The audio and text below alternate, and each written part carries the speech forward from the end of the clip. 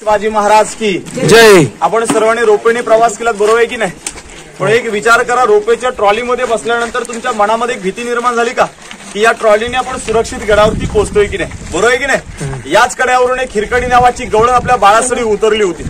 हिरकणीची story ऐकली वाचली असेल. रायगडाच्या इतिहासाला खूप मोठी एक प्रेरणा देणारी गोष्ट ती म्हणजे हिरा नावाची गवळण होती.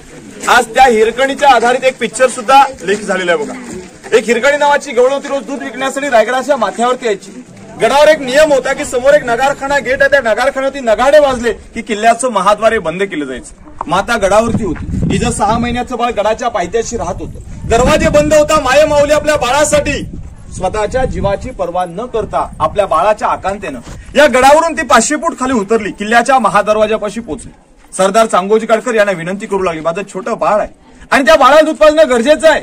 पण त्या चांगोजी गडकरांना शिवरायांची आज्ञा नव्हती हो.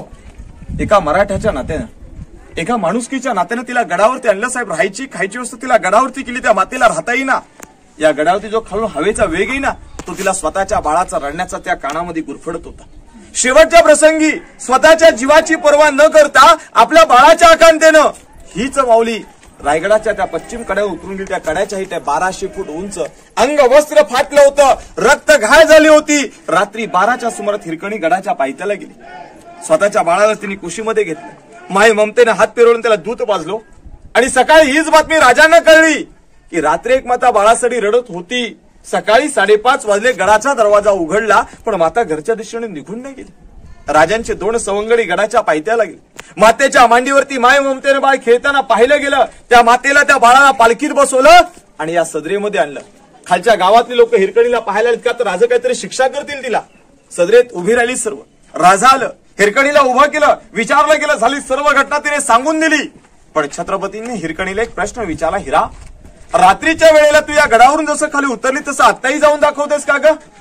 माऊली एका रडक्या अवस्थेमध्ये एवढंच सांगते, राजा रात्री जात असताना त्या पाऊलवाटेसमोर फक्त माझं बाळ दिसतंय. पण आता जर तुला जे दरी तिसऱ्या जाऊ शकत नाही हो. भरले ते डोळे माऊलीने पुसले गेले. छाती टोकून अभिमानाच आहे, राजा हा रायगड बेलाकणी बुलंद राहिलेला नाही आहे.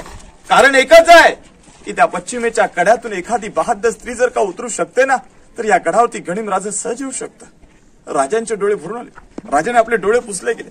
हिरोजींनी पुढे बोलावले गेले, हिरोजी त्वरित पश्चिमेला जावं, तो कडात असावा, तिथे बुरुज बांधावं आणि त्या बुरुजाचं नाव काय द्यावं तर त्या बुरुजाचं नाव दिलं हिरकणीचा बुरुज. हिरकणीची स्टोरी आहे. बोला छत्रपती श्री शिवाजी महाराज की जय.